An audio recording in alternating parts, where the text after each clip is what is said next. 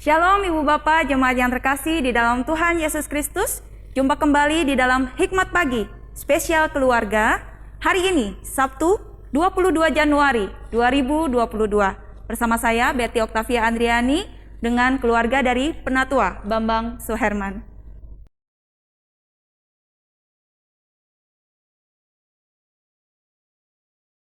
Selamat pagi Bapak dan Ibu yang terkasih dalam Tuhan Yesus. Apa kabar? Kiranya Bapak dan Ibu, saudara-saudari diberikan keadaan yang baik. Pada pagi hari ini, saya didampingi oleh istri dan kedua anak saya. Sangat berbahagia bisa menyapa Bapak dan Ibu sekalian melalui acara Hikmat Pagi.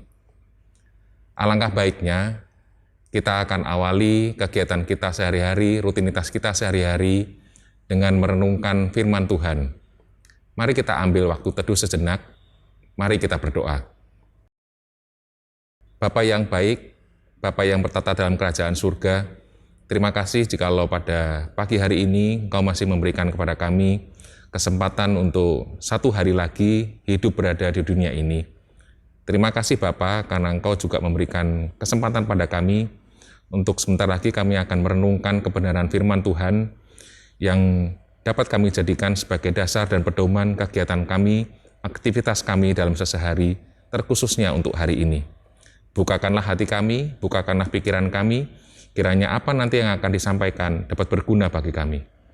Terima kasih Tuhan, kita serahkan doa ini hanya di dalam nama Tuhan Yesus Kristus. Amin. Judul renungan kita hari ini adalah Teguh.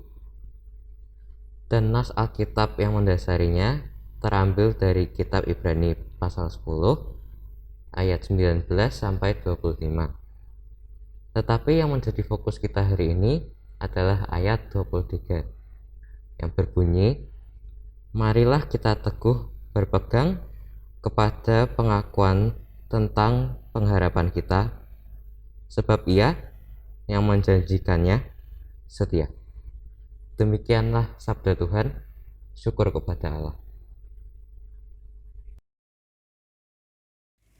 Ibu Bapak, jemaat yang terkasih di dalam Tuhan Yesus, dalam perjalanan dari penjara menuju stadion, seorang prajurit Romawi membujuk Polikarpus, uskup Smyrna, yang ditangkap hidup-hidup untuk mau menyebut Kaisar sebagai Kurios atau Tuhan.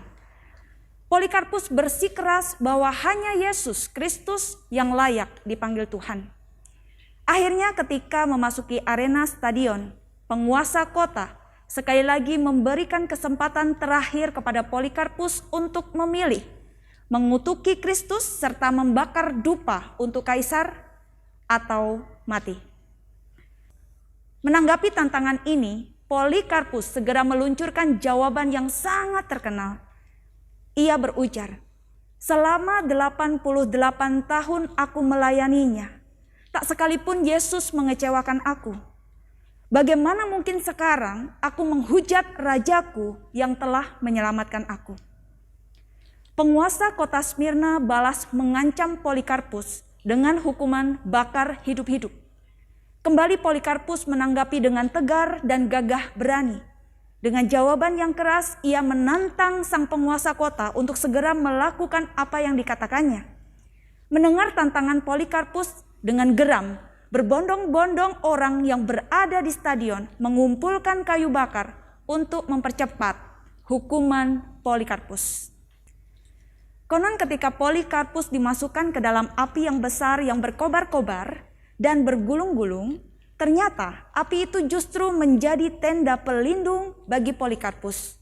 Ia tidak mati terbakar, sehingga untuk membunuhnya diturunkanlah seorang algojo yang menikamnya dengan pedang.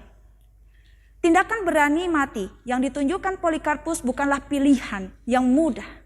Keberanian dalam mempertahankan perkataan atau perbuatan yang dinyatakan sampai titik darah penghabisan hanya mungkin terjadi jika dasar pijakannya jelas. Pengalaman Polikarpus selama 88 tahun dalam melayani telah menjadi bukti bagi dasar pengakuan imannya, sehingga ia berani menolak menyebut Kaisar sebagai Tuhan dengan konsekuensi hukuman bakar hidup-hidup.